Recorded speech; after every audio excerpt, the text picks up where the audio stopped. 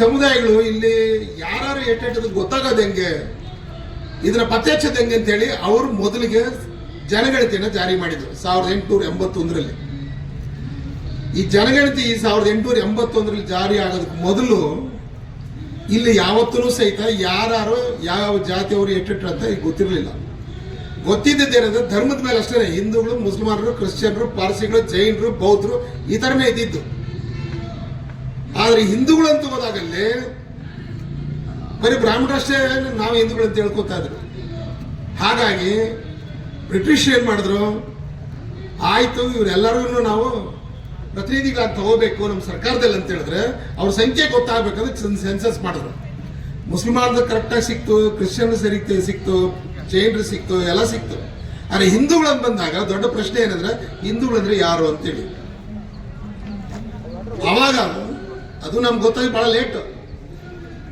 1901ಕ್ಕೆ ಅಷ್ಟೊತ್ತು 4 ಸೆನ್ಸಸ್ ಆಗಿರುತ್ತೆ, ಜನಗಣತಿ ಆಗಿರುತ್ತೆ. ಅಲ್ಲಿ ಮುಸಲ್ಮಾನರು ಮಾತಾಡಿದ್ದು, ನಾವ್ಯಾರೋ ಮಾತಾಡಿಲ್ಲ. ಮುಸಲ್ಮಾನರು ಯಾಕೆ ಮಾತಾಡಿದ್ರು ಅಂತ ಹೇಳಿದ್ರೆ, ಅರೆ ಹಿಂದೂಗಳು ಅಂತ ಹೇಳಿದಾಗ ಈ ನನ್ನ ಮಕ್ಕಳು 60% ಅಂತ ಹೇಳ್ತಾರೆ, ಎಲ್ಲರೂ ಸೇರಿಸ್ಕೋತಾರೆ. ಆದ್ರೆ ಅಧಿಕಾರ ಅಂತ ಬಂದಾಗ ಬರೀ ಬ್ರಾಹ್ಮಣರು ಮಾತ್ರ ಬರ್ತಾರಲ್ಲ, ಇದ್ಯಾಕೆ? ಶಾಸನಸಭೆಗಳಲ್ಲಿ ಯಾರಿಗೆ ಸ್ಥಾನ ಕೊಡ್ಬೇಕಂತ ನೋಡಿದ್ರೆ ಬರೀ ಬ್ರಾಹ್ಮಣರೇ ಇದ್ದಾರೆ. ಯಾವ ಸಂಖ್ಯೆಯಲ್ಲಿ ಕೇಳ್ತಾರೆ, ನಾವು ಹಿಂದೂಗಳು ಬಹಳ ದೊಡ್ಡ ಸಂಖ್ಯೆಯಲ್ಲಿ ಇದ್ವಿ, ಹಂಗಾಗಿ ನಮಗೆ ಹಿಂದೂಗಳು ಜಾಸ್ತಿ ಬೇಕು. ಹಿಂದೂಗಳು ಜಾಸ್ತಿ ಬೇಕು ತಗೊಳ್ರಪ್ಪ, ಬರೀ ಹಿಂದೂಗಳು ಅಂದ್ರೆ ಬರೀ ಬ್ರಾಹ್ಮಣರನ್ನ, ಬರೀ ನೀವೇ ಇದ್ದೀರಲ್ಲ, ಉಳಿದವರೆಲ್ಲ ಎಲ್ಲಿದ್ದಾರೆ? ಆವಾಗ ಬ್ರಿಟಿಷಿಗೆ ಹೇಳ್ತಾರೆ ಹಿಂದೂಗಳು ಅಂತ ಹೇಳ್ಬಿಟ್ಟು ಇವರೆಲ್ಲರೂ ಸೇರಿಸ್ಬೋದು, ಲೆಕ್ಕಕ್ಕೆ ಯಾರು ಸೇರಿಸ್ಕೋತಾರೆ, ತಿನ್ನೋವಾಗ ಮಾತ್ರ ಬರೀ ಇವ್ರು ಮಾತ್ರ ಮುಂದೆ ಬರ್ತಾರೆ. ಅವಾಗ ಮಾತ್ರ ಇವರು ನಾವಷ್ಟೇ ಹಿಂದೂ ಅಂತ ಹೇಳ್ತಾರೆ, ಉಳಿದವರೆಲ್ಲ ಹಿಂದೆ ಅಂತ ಹೇಳ್ತಾರೆ. ಇದನ್ನ ಪತ್ತೆ ಹಚ್ಚಿ, ಹೆಂಗ್ ಪತ್ತೆ ಹಚ್ಚೋದು? ಇದ್ರ ಹಿಂದೂಗಳು ಅಲ್ದಿರ ಅವ್ರು ಯಾರಂತ ಕಂಡುಹಿಡೀರಿ. ಹೆಂಗ್ ಕಂಡುಹಿಡಿಯೋದು? ಕಂಡುಹಿಡಿಯೋದ್ರೆ ಅವ್ರ ಸಂಸ್ಕೃತಿ, ಅವ್ರ ಊಟ, ಆಚಾರ, ವಿಚಾರ, ಅವ್ರ ಧರ್ಮ, ಇದನ್ನ ಪತ್ತೆ ಹಚ್ಚಿರಿ ಅಂತ. ಅವಾಗ ಅವ್ರು ಪತ್ತೆ ಹಚ್ಚೋದಕ್ಕೆ 10 ಮಾನದಂಡಗಳನ್ನ ಕಂಡುಹಿಡಿದ್ರು. ಯಾವ್ದಪ್ಪ ಅಂತ ಹೇಳಿದ್ರೆ, ಯಾರು ಬ್ರಾಹ್ಮಣರನ್ನ ತಮ್ಮ ಮದುವೆ ಮುಂಜೆ ಇತ್ಯಾದಿಗಳಲ್ಲಿ ಕರೆಸೋದಿಲ್ಲ, ಅವ್ರು ಯಾರು ಹಿಂದೂಗಳಲ್ಲ. ವೇದಗಳನ್ನ ಯಾರು ಓದಲ್ವೋ, ಯಾರು ಗೌರವಿಸಲ್ಲ, ಅವರು ಹಿಂದೂಗಳಲ್ಲ. ಮಂತ್ರಗಳು ಯಾರು ಹೇಳೋದಿಲ್ವೋ, ಅವರು ಹಿಂದೂಗಳಲ್ಲ. ಸತ್ತಾಗಲಿ ಹುಡ್ದಾಗಲಿ ಬ್ರಾಹ್ಮಣರನ್ನ ಕರೆಸಿ ಪುರೋಹಿತರಾಗಿ ಯಾರು ಮಾಡಲ್ವೋ, ಅವರು ಹಿಂದೂಗಳಲ್ಲ. ಹಿಂದೂ ದೇವಸ್ಥಾನಕ್ಕೆ ಯಾರು ಹೋಗೋದಿಲ್ವೋ, ಅವರು ಹಿಂದೂಗಳಲ್ಲ. ಮತ್ತೆ ಬಹಳ ಮುಖ್ಯವಾಗಿ ಸತ್ತವ್ರನ್ನ ಯಾರು ಉಳೋದಿಲ್ವೋ ಅವ್ರು ಮಾತ್ರ ಹಿಂದೂಗಳು. ಸತ್ತವ್ರನ್ನ ಊತ್ರೆ ಅವ್ರು ಯಾರು ಹಿಂದೂಗಳಲ್ಲ. ಬ್ರಾಹ್ಮಣರು ಸತ್ತವ್ರನ್ನ ಸುಡ್ತಾರೆ, ಆದ್ರೆ ಉಳೋರು ಇದಾರಲ್ಲ ಅವ್ರು ಯಾರು ಹಿಂದೂಗಳಲ್ಲ. ಅದೆಲ್ಲರಿಗಿಂತ ಮುಖ್ಯವಾದ ಯಾವ್ದು, ಯಾರು ಧನ್ವಂಶ ತಿಂತಾರಲ್ಲ ಅವರಷ್ಟೇ, ಅವ್ರು ಯಾರು ಹಿಂದೂಗಳಲ್ಲ. ಧನ್ವಂಶ ತಿನ್ನೋರು ಯಾರು ಹಿಂದೂಗಳು ಅಲ್ದೇ ಇರೋರು. ಯಾರು ತಿಂದೇ ಇರ್ತಾರಲ್ಲ ಮತ್ತೆ ಪೂಜಿಸ್ತಾರಲ್ಲ ಗೋಮಾತೆ ಅಂತೇಳಿ, ಯಾಕಂದ್ರೆ ಅವ್ರು ಮನುಷ್ಯರು ಹುಟ್ಟಿಲ್ಲ, ಅವರು ದನಗಳು ಹುಡ್ತವ್ರು, ಅವ್ರು ಮಾತ್ರನೇ ಬ್ರಾಹ್ಮಣರು. ಈ ಪಟ್ಟಿ ಮೇಲೆ 429 ಜಾತಿಗಳನ್ನ ಹಿಂದೂಗಳಲ್ಲ, 100% ಹಿಂದೂಗಳಲ್ಲ ಅಂತ ಅವರು ಗುರುತಿಸಿದ್ರು 1911ರಲ್ಲಿ. ಅವ್ರ ಸಂಖ್ಯೆ ಎಷ್ಟಿತ್ತಂದ್ರೆ 19%. ಅವ್ರು ನಮ್ಮ 3 ಭಾಗ ಮಾಡಿದ್ರು. ಅಸ್ಪೃಶ್ಯರು, ಅನ್ಟಚಬಲ್ಸ್. ಇಂಗ್ಲಿಷ್ ಅನ್ಟಚಬಲ್ಸ್ ಅನ್ನೋದು, ಕನ್ನಡದಲ್ಲಿ ಅಸ್ಪೃಶ್ಯ ಅಂತ ಹೇಳ್ತಾರೆ, ಅದು ಸರಿಯಾದ ಅರ್ಥ ಅಲ್ಲ. ಅದು ಅನ್ಟಚಬಲ್ಸ್ ಅಂದ್ರೆ ಮುಟ್ಲಿಕ್ಕೆ ಆಗದೆ ಇರೋರು, ಮುಟ್ಟಲು ಅಸಾಧ್ಯರು. ಕರೆಂಟು, ಬೆಂಕಿ, ಸೂರ್ಯ ಇದ್ಯಾವುದು ಮುಟ್ಟಕ್ಕಾಗಲ್ಲ. ಅದೇ ರೀತಿ ಈ ಸಮಾಜವನ್ನ ಮುಟ್ಟಕ್ಕಾಗಲ್ಲ. ಮುಟ್ಟಿದ್ರೆ ಏನಾಗುತ್ತೆ ಅನ್ನೋದಕ್ಕೆ ಅವ್ರು 2 ಉದಾಹರಣೆ ಕೊಡ್ತಾರೆ ಬಾಬಾ ಸಾಹೇಬ್, ಹಾಸನದಲ್ಲಿ ಮತ್ತೆ ತಮಿಳುನಾಡಲ್ಲಿ. ಬ್ರಾಹ್ಮಣರು ಮುಟ್ಟೋದೊಂದ್ ಕಡೆ ಇರಲಿ, ಅವ್ರು ಇರೋ ಜಾಗಕ್ಕೆ ಹೋದ್ರೆ ಸಾಕು ಅವ್ರನ್ನ ಚಪ್ಪಲಿ ತಗೊಂಡು ಹೊಡಿತಾ ಇದ್ರು. ಯಶೋತಿನ ಹೊಡೆದಾಗ ಸತ್ತೋಗ್ಬಿಡ್ತಾ. ಯಾರು ಬ್ರಾಹ್ಮಣರ ಜೊತೆ ಇರ್ತಾರೆ ಅವ್ರೇನಾದ್ರು ಬಂದ್ರೆ ಅಲ್ಲಿ ಕೇರಿ ತನಕ ಬರ್ಬೋದು, ಆದ್ರೆ ಮನೆಯೊಳಗೆ ಬರಂಗಿಲ್ಲ. ಮನೆಯೊಳಗೆ ಬಂದ್ರೆ ಅವ್ರಿಗೆ ಬಟ್ಟೆ ಹರಿದು ಅದ್ರಲ್ಲಿ ಉಪ್ಪು ಮೆಣಸಿ ಹಾಕಿ ತಿರುಗಿ ಬರ್ಬೇಡ ಹೋಗಪ್ಪ ಅಂತ ಕಳಿಸ್ಬಿಡ್ತಾರೆ, ತಿರುಗಿ ಬರ್ಬೇಡ ಅಂತ. ಮತ್ ಬಂದ್ರೆ ಅವ್ರಿಗೂ ಬ್ರಾಹ್ಮಣರ ಗತಿನೇ ಆಗ್ತಾ ಇತ್ತು. ಇಷ್ಟು ತಮ್ಮನ್ನ ತಾವು ಶುದ್ಧವಾಗಿ ಇಟ್ಕೊಂಡಂತ ಜನ ಇವತ್ತು ನಮ್ಮ ಕೊಳಕ್ರ ಅಂತ ಹೇಳ್ತಾರೆ, ಆದ್ರೆ ಅತಿ ಶುದ್ಧವಾಗಿದ್ದ ಜನ. ಕೊಳಕ್ರ ಅಂತ ಯಾರು ತಿಳ್ಕೊಂಡ್ರೆ, ಯಾರು ಬ್ರಾಹ್ಮಣ ಧರ್ಮವನ್ನು ಅನುಸರಿಸ್ತಾರಲ್ಲ ಅವರಷ್ಟೇ ಕೊಳಕ್ರು ಅಂತ ಹೇಳಿ. ಹಿಂಗೆ ಪತ್ತೆ ಹಚ್ಚಿ ನಮ್ಮ ಸಂಖ್ಯೆ ನಿಗದಿ ಮಾಡಿ ಅದನ್ನ 1911ರ ಸೆನ್ಸಸ್ ಅಲ್ಲಿ ಡಿಕ್ಲೇರ್ ಮಾಡ್ತಾರೆ. ಅದೇ ಬಾಬಾ ಸಾಹೇಬ್ ಅಂಬೇಡ್ಕರ್ ಹೋರಾಟಕ್ಕೆ ಆಧಾರ. ಆಗ ಬಾಬಾ ಸಾಹೇಬ್ ಅಂಬೇಡ್ಕರ್ ಕೇಳ್ತಾರೆ, ನೀವು ನಮ್ಮ ಹಿಂದೂ ಪಟ್ಟಿಯಲ್ಲಿ ಸೇರಿಸಿದ್ದೀರಾ, ಮತ್ತೆ ಓಟಿನ ಅಧಿಕಾರ ನಮಗೆ ಕೊಟ್ಟಿಲ್ಲ, ನೀವು ಯಾರು ಕೊಟ್ಟಿದ್ದೀರಾ ಅಂದ್ರೆ, ಯಾರು ಡಿಗ್ರಿ ಹೊಡೆದಿದ್ದಾನ ಅವ್ರಿಗೆ ಓಟ್ ಕೊಟ್ಟಿದ್ದೀರಾ, ಯಾವ ಹತ್ರ ಜಮೀನು ಇದೆಯೋ ಅವ್ನಿಗೆ ನೀವು ಓಟ್ ಕೊಟ್ಟಿದ್ದೀರಾ? ಯಾವ ಸರ್ಕಾರಕ್ಕೆ ಟ್ಯಾಕ್ಸ್ ಕಟ್ಟಲ್ಲ ಅವ್ನು ನೀವು ಓಟ್ ಕೊಡ್ತಾ ಇದ್ದೀರಾ? ನಮ್ಮಲ್ಲಿ ಸರ್ಕಾರಕ್ಕೆ ಟ್ಯಾಕ್ಸ್ ಕಟ್ಟೋನು, ತೆರಿಗೆ ಕಟ್ಟಂತ ಶ್ರೀಮಂತರು ಇಲ್ಲ, BA ಓದಂತ ವಿದ್ಯಾವಂತರು ಇಲ್ಲ, ಜಮೀನು ಇಲ್ದಿರೋಂಥ ಮೊದಲೇ ಇಲ್ಲ. ಹಂಗಾಗಿ ನಂಗೆ ಓಟ್ ಇಲ್ಲ. ನೀವು ನಮಗೂ ಸಹಿತ ಓಟ್ ಕೊಡಬೇಕು ಅಂತ ಹೇಳಿದ್ರೆ ನಮಗೆ ಪ್ರತ್ಯೇಕವಾಗಿ ನೀವು ಕೊಡಬೇಕು, ನಮಗೆ ಸಪ್ರೇಟ್ ಮಾಡಬೇಕು. ಇದು ಬಾಬಾ ಸಾಹೇಬ್ ಅಂಬೇಡ್ಕರ್ ಕೇಳಿದ್ದು. ನೀವು ಓಟ್ ಅಧಿಕಾರವನ್ನು ನಮ್ಗೆ ಕೊಡಿ. ವಿರುದ್ಧ ಗಲಾಟೆ ಶುರುವಾಗಿದ್ದು 1950ರಲ್ಲೇ ಶುರುವಾಗೋಯ್ತು ಗಲಾಟೆ. ಯಾವಾಗ ಶಾಮಾರ ಡಿಕ್ಲೇರ್ ಮಾಡಿದ್ರಲ್ಲ ಅವತ್ತೇ ಶುರುವಾದು, ಅವತ್ತಿನ ಚಾಲು. ಅದು ಇವತ್ತಿಗೂ ನಡೀತಾ ಇದೆ. ಏನಕ್ಕೆ ನಡೀತಾ ಇದೆ ಅಂತ ಹೇಳಿದ್ರೆ ಈ ಮೀಸಲಾತಿ ಮೂಲಕ ಉದ್ಯೋಗ ಪಡೆದು ವಿದ್ಯಾವಂತರಾದವರು ಬುದ್ಧಿವಂತರಾಗ್ತಾರೆ, ಜೊತೆಗೆ ತಮ್ಮ ಸಮಾಜನ ತಯಾರು ಮಾಡ್ತಾರೆ. ಹಂಗೆ ತಯಾರಾಗ್ಬಿಟ್ರು ಅಂತ ಹೇಳಿದ್ರೆ ಅತಿ ಹೆಚ್ಚಿನ ಜನ ಇರ್ತಕ್ಕಂಥ ನಾವು ನಮ್ಮಲ್ಲಿ ಹೆಚ್ಚಿನ ಬುದ್ಧಿವಂತರು ಬಂದ್ಬಿಟ್ರೆ ಭಾರತ ದೇಶ ನಮ್ಮ ಕೈ ಬರುತ್ತೆ. ಬುದ್ಧಿವಂತಿಕೆ, ಇಂಟೆಲೆಕ್ಚುಯಲ್ ಕ್ಲಾಸ್ ಅಂತ ಹೇಳಿದ್ರು ಬಾಬಾ ಸಾಹೇಬ್, ಬುದ್ಧಿಜೀವಿ ವರ್ಗ.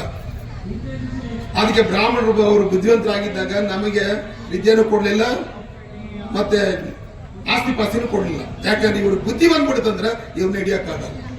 ನೋಡಿ, ಒಬ್ಬ ಮನುಷ್ಯ, ಒಬ್ಬ ಅಂಬೇಡ್ಕರ್ ವಿದ್ಯಾವಂತನಾಗಿ ಬುದ್ಧಿವಂತನಾಗಿದ್ದಂದ್ರೆ ಭಾರತದ ಚರಿತ್ರೆ ಚೇಂಜ್ ಮಾಡಿದ್ರು. ಒಬ್ಬ ಕಾನ್ಶಿರಾಮ್ ಇಡೀ ರಾಜಕೀಯ ಚರಿತ್ರೆ ಉಲ್ಟಾ ಪಲ್ಟಾ ಮಾಡ್ಬಿಟ್ರು. ಕಾಂಗ್ರೆಸ್ ಸೋಲ್ಸಕ್ಕಾಗಲ್ಲ ಅಂದ್ರೆ ಕಾಂಗ್ರೆಸ್ ಯಾವ ಗತಿಗೆ ಬಂದಿದೆ. ರಾಹುಲ್ ಗಾಂಧಿ ನಾವು ಬುದ್ಧಿವಂತರಾಗ್ತಾ ಇದ್ರು. ಇವತ್ತೇನು ಒಳ ಮೀಸಲಾತಿ ಇದು ಶುರುವಾಗಿದೆ, ಇದು ಬಹಳ ಜನ ವ್ಯಥೆ ಪಡ್ತಾರೆ, ಹಿಂಗೆ ಆಗ್ಬಾರ್ದಾಗಿತ್ತು ಅಂತೇಳಿ. ಆದ್ರೆ ಇದು ಆಗ್ಲೇಬೇಕು, ಆಗ್ಬೇಕಾಗಿತ್ತು. ಇದು ಯಾಕೆ ಆಗ್ಬೇಕಾಗಿತ್ತು ಅಂದ್ರೆ ಮೊದಲಿಗೆ ಮೀಸಲಾತಿ ಬಂದಾಗ ಯಾರು ಅಲ್ಪ ಸ್ವಲ್ಪ ವಿದ್ಯಾವಂತರಾಗಿದ್ದಾರೋ, ಈಗ ಈ ಮೈಸೂರು ಭಾಗದಲ್ಲಿ, ಆ ಕಡೆ ಬೆಳಗಾಂ ಭಾಗದಲ್ಲಿ, ಗುಲ್ಬರ್ಗಾ ಭಾಗದಲ್ಲಿ, ಅಲ್ಲಿ ಯಾರು ಶಾಹು ಮಹಾರಾಜರ ಬೆಂಬಲ ಅವರಿಂದ ಏನು ಅವಕಾಶ ಪಡೆದಿದ್ರು ಅವ್ರು ಮೀಸಲಾತಿ ಪಡೆದ್ರು. ಈ ಕಡೆ ನಮ್ಮ ನಾಲ್ವಡಿ ಕೃಷ್ಣರಾಜ ಒಡೆಯರು ಅವ್ರು ಕೊಟ್ಟ ಅವಕಾಶ ಪಡೆದು ಇಲ್ಲಿ ಯಾರು ಅತಿ ಹೆಚ್ಚಿನ ಸಂಖ್ಯೆ ಅವ್ರು ಪಡೆದ್ರು ಅಷ್ಟೇ. ಮತ್ತವ್ರು ಕೊಡಬಾರ್ದು ಅಂತಲ್ಲ, ಅದು ಅವಾಗ ಇದ್ದಿದೆ ಅಷ್ಟೇ. ಉದ್ಯೋಗ ಜಾಸ್ತಿ ಇತ್ತು, ಕಲ್ತವರು ಅರ್ಹವಾಗಿ ಅಭ್ಯರ್ಥಿಗಳಿದ್ರು, ಅವ್ರು ಕಡಿಮೆ ಇದ್ರು. ಹಂಗಾಗಿ ನಮ್ಮ ಅಪ್ಪ ಬರೀ SLC ಓದ್ದವನು ಗೆಸ್ಟೆಡ್ ಆಫೀಸರ್ ಆಗ್ಬಿಟ್ಟ ಬರೀ 10ನೇ ಕ್ಲಾಸ್ಗೆ. ನಾನು ಚಿಕ್ಕಮ್ಮ 8ನೇ ಕ್ಲಾಸ್ಗೆ ಆಗ ಸ್ಕೂಲ್ ಟೀಚರ್ ಆಗಿ ಅಡ್ಮಿಸ್ ಆಗ್ಬಿಟ್ಲು. ಆ ಥರ ಅವಕಾಶಗಳಿತ್ತು. ಆದ್ರೆ ಈಗ ಬರ್ತಾ ಬರ್ತಾ ಏನಾಗಿದೆ, ವಿದ್ಯಾ ಅವಕಾಶಗಳು ಜಾಸ್ತಿ ಹೆಚ್ಚಾಗಿ ಬಳಸ್ಕೊತಾ ಇದೀವಿ. ವಿದ್ಯಾವಂತರು ಜಾಸ್ತಿ ಆದ್ರು, ಬುದ್ಧಿವಂತರು ಜಾಸ್ತಿ ಆದ್ರು, ಪದವೀಧರರು ಜಾಸ್ತಿ ಆದ್ರು, ಅದಕ್ಕಿಂತ ಹೆಚ್ಚು ಓದಿದ್ರು, ಡಾಕ್ಟರ್ಗಳು PhD ಮಾಡಿದ್ರು. ಅಷ್ಟೆಲ್ಲ ಮಾಡಿ ಈಗ ಉದ್ಯೋಗ ಅಂತ ಹೋದಾಗ ಯಾವಾಗ ಇಲ್ಲಿ ನಮ್ಮ ಸಂಖ್ಯೆ ಜಾಸ್ತಿ ಆಯ್ತೋ, ಮೀಸಲಾತಿ ಕೇಳೋರ ಸಂಖ್ಯೆ ಜಾಸ್ತಿ ಆಯ್ತೋ, ಅದೇ ವೇಳೆಗೆ ಇಲ್ಲಿಗೆ ಪ್ರೈವೇಟೇಷನ್ ಮೀಸಲೇನು ಖಾಸಗಿ ಕ್ಷೇತ್ರದಲ್ಲಿ ಖಾಸಗಿ ಜಾಸ್ತಿ ಆಗಿ ಸರ್ಕಾರದಲ್ಲಿ ಖಾಸಗೀಕರಣ ಜಾಸ್ತಿ ಆಗೋಯ್ತು. ಸರ್ಕಾರಿ ಕಂಪ್ನಿಗಳು ಕಮ್ಮಿ ಆಗೋಯ್ತು, ಸರ್ಕಾರಿ ಕೆಲಸ ಕಡಿಮೆ ಆಗೋಯ್ತು.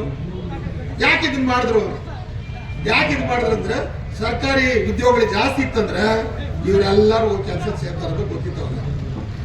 ಇವ್ರೆಲ್ಲರೂ ನಂಬರ್ ಮೀರ್ ಬಿಡ್ತಾರೆ. ಈ ನಂಬರ್ ಮೀರಬಾರ್ದು. ಇವ್ರು ಯಾವತ್ತೂ ಚಾಕರಿ ಮಾಡ್ಕೊಂಡಿರ್ಬೇಕು. ನೋಡಿ, ಇವತ್ತು ಫಸ್ಟ್ ಅವ್ರನ್ನ ಕೇಳ್ರಿ. Baba Saheb Ambedkar republic party of India ಅದನ್ನು ಶುರು ಮಾಡಿದಾಗ ಅದರ ಮ್ಯಾನಿಫೆಸ್ಟೋಲ್ ಆಗ್ತಾರೆ, ಅಧಿಕಾರದಲ್ಲಿ ಅಂತಸ್ತಲ್ಲಿ ಎಲ್ರಿಗೂ ಸಮಾನ ಪಾಲು ಉಂಟು, ಡೌಟ್ ಇಲ್ಲ. ಆದ್ರೆ ಇಲ್ಲಿ ತನಕ ಏನೇನೋ ಪಡೆದಿಲ್ವಲ್ಲ, ಫಸ್ಟ್ ಅವನು ಕೊಡ್ರಿ. ಮೊನ್ನೆ ಮಾಧಕೃಷ್ಣ ಮಾತಾಡ್ತಾರೆ, ಇಲ್ಲೇ ಮಾತಾಡಿದ್ರು ಅವರು, ನಾನು ಅವ್ರಿಗೆ ಉತ್ತರ ಕೊಟ್ಟಿದ್ದೀನಿ. ಇಡೀ ಕಾಂಗ್ರೆಸ್ ಬಂದು ಖರ್ಗೆ ಅವ್ರು ಕೇಳಿದೆ, ಖರ್ಗೆ ಅವ್ರು ಅಲ್ಲಿ ಕೂತ್ಕೊಂಡು 3 ಜನರನ್ನ ಕಂಟ್ರೋಲ್ ಮಾಡ್ತಾ ಇದಾರೆ. ಸೋನಿಯಾ ಗಾಂಧಿ, ಪ್ರಿಯಾಂಕಾ ಗಾಂಧಿ, ರಾಜೀವ್ ಗಾಂಧಿ, ರಾಹುಲ್ ಗಾಂಧಿನ. ಇಲ್ಲಿ ಸಿದ್ದರಾಮಯ್ಯನ 3 ಜನ ಕಂಟ್ರೋಲ್ ಮಾಡ್ತಾ ಇದಾರೆ ಅಂದ್ರು. ಮಹದೇವಪ್ಪನವರು, ಆಮೇಲೆ ಪ್ರಿಯಾಂಕ್ ಖರ್ಗೆ, ಪರಮೇಶ್ವರ್ ಅಂತ. ಅವ್ರಂಗೆಲ್ಲ ಕಂಟ್ರೋಲ್ ಮಾಡಂಗಿದ್ರೆ ಕಾಂಗ್ರೆಸ್ ಈ SC ST ಇಷ್ಟು ದೋಖ ಮಾಡಬೇಕಾಗಿತ್ತ? ಎಷ್ಟೊಂದು ದೌರ್ಜನ್ಯ ದಬ್ಬಾಳಿಕೆ ನಡೀತಾ ಇದೆ. ಆದ್ರೆ ಬಿಡ್ತಾ ಇದ್ರು ಅವರು. ಯಾವ ಪಾರ್ಟಿಯಲ್ಲೂ ಇವ್ರು ಏನು ಕಂಟ್ರೋಲ್ ಇಲ್ಲ. ಯಾಕಂದ್ರೆ ಇವರೆಲ್ಲ ಎತ್ತುಗಳೇ ವಿನಾ ಗೂಳಿಗಳಲ್ಲ. ಇವರು ಸಿಂಹರಾಶಿಗೆ ಸೇರಿದವರಲ್ಲ ಯಾರನ್ನು, ಗುಲಾಮರ ವಂಶಕ್ಕೆ ಸೇರಿದವರು ಇವರೆಲ್ಲರನ್ನು. ಯಾವ್ದು ಕೊಡೋ ಜಾಗದಲ್ಲಿ ಇವ್ರು ಯಾರು ಇಲ್ಲ, ತಕೊಳ್ಳೋ ಜಾಗದಲ್ಲಿ ಇದ್ದಾರೆ. ನೀವೆಲ್ಲ ದೇವಸ್ಥಾನ ಹತ್ರ ಹೋಗ್ಬಿಟ್ಟು 10 ಜನ ಭಿಕ್ಷಿಗೆ 100 ರೂಪಾಯಿ ಎಲ್ಲೆಲ್ಲ 10 ರೂಪಾಯಿ ಹಂಚ್ಕೊಳ್ಳಿ ಹೇಳ್ರಿ ನೋಡೋಣ ಏನಂತಾರೆ ಅವರು. ಸ್ವಾಮಿ ಅದೆಷ್ಟು ಕೊಡ್ತಾರೋ ಕೊಟ್ಬಿಡ್ರಿ, ನಮ್ಮ ಕೈ ಯಾರೊಬ್ರು ಕೈ ಕೊಡಬೇಡಿ ಅಂತ. ಯಾಕಂದ್ರೆ ಭಿಕ್ಷಿಗೆ ಹಂಚ್ಕೊಳ್ಳೋದು ಗೊತ್ತಿಲ್ಲ. ಹಂಚಿ ತಿನ್ನೋದು ಭಿಕ್ಷಿಗೆ ಬರಲ್ಲ. ಎಟ್ ಬರ್ತಾ ಅಷ್ಟು ಲಭ ಹಾಕೋಬೇಕಷ್ಟೇ. ಒಬ್ಬ ಭಿಕ್ಷಿಕ ನೀವು ಅವನ ಜೋಳಿಗೆ ತುಂಬಾ ಹಾಕ್ರಿ, ಆದ್ರೂ ಅಮ್ಮ ತಾಯಿ ಅಂತ ಮುಂದಕ್ಕೆ ಹೋಗ್ತಾನೆ. ಯಾಕಂದ್ರೆ ಭಿಕ್ಷಿಕರ ಗುಣ ಅದು. ಬಾಬಾ ಸಾಹೇಬ್ ಹೇಳಿದ್ರು ಭಿಕ್ಷುಕರ ವಂಶ ಅಲ್ಲಪ್ಪ ನೀವು, ಅಶೋಕ್ ಚಕ್ರವರ್ತಿ ವಂಶ ನೀವು, ದಾನ ಕೊಟ್ಟಂತ ದಾನವರು ನೀವು ಅಂತ ವಂಶದವರು ಅಂತ ಯಾಕೆ ಹೇಳಿದ್ರು ಬಾಬಾ ಸಾಹೇಬ್ ಅಂಬೇಡ್ಕರ್ ಅಂದ್ರೆ ಇವತ್ತಲ್ಲ ನಾಳೆ ನಿಮ್ಮಲ್ಲೂ ಅತಿ ವಂಚಿತರು ಇರ್ತಾರೆ, ಅವ್ರಿಗೆ ನೀವು ಕೊಡ್ಬೇಕಾದ್ರೆ ದಾನ ಫಸ್ಟ್ ಅವ್ನು ಕೊಡು, ಮೊದಲು ಅವ್ನು ಕೊಟ್ಟು ದಾನ ಅಲ್ಲ ಅದು ಅವನ ಹಕ್ಕು, ನಿನ್ನ ಕರ್ತವ್ಯ ಕೊಡೋದನ್ನ ಇದೆ ಜ್ಞಾನ. ಏನಂತ ಹೇಳಿದ್ರೆ ನಮಗೆ ಧೈರ್ಯ ಬೇಕು, ಕನಸು ಕಾಣ್ತಕ್ಕಂಥ ಧೈರ್ಯ ಬೇಕು, ಮುನ್ನುಗ್ಬೇಕು. ಯಾಕಂದ್ರೆ ಮುಂದಿನ ದಿನಗಳು ಇನ್ನೂ ಹೆಚ್ಚಿನ ಸವಾಲಿದೆ. ಇವತ್ತು ಒಳ ಮೀಸಲಾತಿಯಿಂದ ಬಹಳ ಜನ ತಿಳ್ಕೊಂಡಿದ್ದಾರೆ ಒಗ್ಗಟ್ಟು ಮುರಿದೋಯ್ತಂತ. ಒಗ್ಗಟ್ಟು ಯಾವತ್ತೂ ಇರಲಿಲ್ಲ, ಇರೋ ಅವಶ್ಯಕತೆನೂ ಇಲ್ಲ. ಒಲರಾಗಿದ್ರು, ಮಾದ್ರ ಆಗಿದ್ರು, ಗೋವಿ ಆಗಿದ್ರು, ಲಂಬಾಣಿ ಆಗಿದ್ರು, ಎಲ್ಲರೂ ಅವ್ರವರೇ ಆಗಿದ್ರು ಅಷ್ಟೇನೆ. ಹಾಗಾಗಿ ಬಾಬಾ ಸಾಹೇಬ್ ಅಂಬೇಡ್ಕರ್ ಅವ್ರು ಬ್ರಿಟಿಷ್ ಒಬ್ಬರೇ ಕನ್ವಿನ್ಸ್ ಮಾಡಿದ್ರು. ನಾವು ಕೇಳ್ತಾರ ಸರಿ, ನಮ್ಮ ಜನರು ಕೇಳ್ತಾರ ಸರಿ, ನಮ್ಮ ಪರಿಸ್ಥಿತಿ ಇದು, ಸಾಮಾಜಿಕವಾಗಿ ಬೇರೆ ಇದ್ದೀವಿ, ಸಾಂಸ್ಕೃತಿಕವಾಗಿ ಬೇರೆ ಇದ್ದೀವಿ, ನಮ್ಮ ಊಟ ಬೇರೆ, ನಮ್ಮ ಬಟ್ಟೆ ಬೇರೆ, ನಮ್ಮ ತಿಂಡಿ ಬೇರೆ, ನಮ್ಮ ಮದುವೆ ಬೇರೆ, ಎಲ್ಲನೂ ಬೇರೆ ಬೇರೆ ಇದ್ದೀವಿ. ಮತ್ತೆ ಅವ್ರು ನಮ್ಮನ್ನು ಮುಟ್ಟಿದ್ರೆ ನಮ್ಮ ಮೈಲಿಗೆ ಆಗುತ್ತೆ, ನಾವು ಅವ್ರು ಮುಟ್ಟಿದ್ರೆ ಅವ್ರ ಮೈಲಿಗೆ ಆಗುತ್ತೆ, ಅವ್ರ ದೇವಸ್ಥಾನ ನಾವು ಹೋಗಂಗಿಲ್ಲ, ನಮ್ಮ ಗುಡಿಗಳಿಗೆ ಅವ್ರು ಬರಂಗಿಲ್ಲ. ಹಾಗೆ ನಾವು ಸಾಮಾಜಿಕವಾಗಿ ಬೇರೆ ಬೇರೆ ಇರಬೇಕಾದ್ರೆ ನಾವು ರಾಜಕೀಯವಾಗಿ ಹೆಂಗ್ ಒಂದಾಗ್ತೀವಿ, ಅವ್ರು ನಮ್ಮ ನಾಯಕರು ಹೆಂಗೆ ಆಗ್ತಾರೆ, ಈ ನಾಯಕರು ನಮ್ಗೇನು ಅನ್ಯಾಯ ಆಯ್ತಂದ್ರೆ ಹೆಂಗ್ ರಕ್ಷಣೆ ಕೊಡ್ತಾರೆ ನಮಗೆ ಬ್ರಿಟಿಷ್. ನೀವು ಹೇಳೋದು ಸರಿ ಅಂತೇಳಿ ಆಯ್ತಪ್ಪ ನಿಮ್ಮ MLA MP ನೀವೇ ಆರಿಸ್ಕೊಳ್ಳಿ, ನಿಮ್ಗೆ ಪ್ರತ್ಯೇಕ ಹೋಗ್ಕೊಡ್ತೀನಿ ಅಂತ ಹೇಳ್ಬಿಟ್ರು. ಅಲ್ಲಿ ಗೆದ್ರು ಬಾಬಾ ಸಾಹೇಬ್ ಅಂಬೇಡ್ಕರ್ 1932 ಅಲ್ಲಿ ಗೆದ್ಬಿಟ್ರು, ಜನವರಿಯಲ್ಲಿ ಗೆದ್ಬಿಟ್ರು. ಇಲ್ಲಿ ಬಂದ್ಮೇಲೆ ಗಾಂಧೀಜಿ ಏನ್ ಮಾಡಿದ್ರು, ಆಯ್ತು ಒಪ್ಪೋದಿಲ್ಲ ಅಂತೇಳಿ ಕೂತ್ಕೊಂಡ್ರು. ಬ್ರಿಟಿಷ್ ಒಪ್ಪಲಿಲ್ಲ ಅಂದ್ರೆ ನಾವೇನ್ ಮಾಡಕ್, ನಾವು ತೀರ್ಮಾನ ಕೊಟ್ಟಿದ್ದಾಗಿದೆ. ಬಾಬಾ ಸಾಹೇಬ್ ಅಂಬೇಡ್ಕರ್ ಒಪ್ಕೊಂಡ್ರೆ ಬದಲಾಯಿಸ್ಕೊಳ್ಳಿ, ನಾವಂತೂ ಬದಲಾವಣೆ ಮಾಡೋಕ್ಕಾಗಲ್ಲ. ಯಾಕಂದ್ರೆ ಬಾಬಾ ಸಾಹೇಬ್ರನ್ನ ಒಪ್ಪಿಸ್ಬೇಕಾದ್ರೆ ಕರೆದು ಮಾತಾಡಿಸ್ಬೇಕು. ಅವ್ರು ಕರೆದು ಮಾತಾಡಿದ್ರೆ ಮತ್ತೆ ಸೋಲ್ತಾರೆ ಗಾಂಧಿ.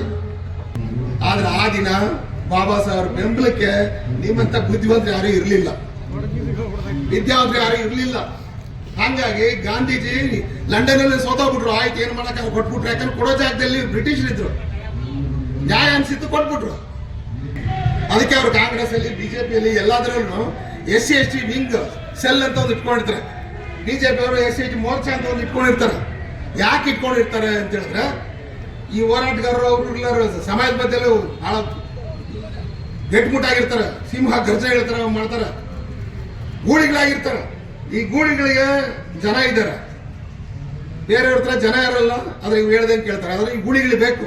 ಅದಕ್ಕೆ ಅವ್ರು ಏನ್ ಮಾಡ್ತಾರೆ, ಗೂಳಿಗಳನ್ನ ಕರ್ಕೊಂಡ್ಬಂದು ಈ SC/ST ಮೋರ್ಚಾ ST ವಿಂಗ್ ಅದೇನಿದೆಯಲ್ಲ ಅದರಲ್ಲೇ 1-2 ವರ್ಷ ಇರ್ತಾರೆ. ಆ ಗೂಳಿಗಳೆಲ್ಲ ಎತ್ತಾದ್ಮೇಲೆ ಆಮೇಲೆ ಅವುಗಳನ್ನ ತಮ್ಮ ಪಕ್ಷಕ್ಕೆ ಸೇರಿಸ್ಕೊಂಡು ಅವ್ರಿಗೆ ಟಿಕೆಟ್ ಕೊಡೋದು.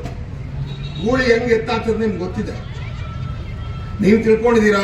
ಎಷ್ಟು ಹೋರಾಟ ಮಾಡ್ತಾ ಇದ್ರು ನಮ್ಮ ನಾಯಕರು, ಆದ್ರೆ ವಿಧಾನಸಭೆ ಯಾಕೆ ಸೈಲೆಂಟ್ ಆಗ್ಬಿಟ್ಟಿದ್ದಾರೆ, ಯಾಕಾಗಿದ್ದಾರೆ ಸೈಲೆಂಟ್ ಅಂತ ಅವ್ರು ಹೇಳಕ್ ಆಗಲ್ಲ, ನೀವು ತಿಳ್ಕೊಳಕ್ ಆಗೋದಿಲ್ಲ. ಆಗಿರೋದು ಇಷ್ಟೇನಲ್ಲಿ, ಗೂಳಿ ಎತ್ತಾಗ್ಬಿಟ್ಟಿದೆ ಅಷ್ಟೇನೆ.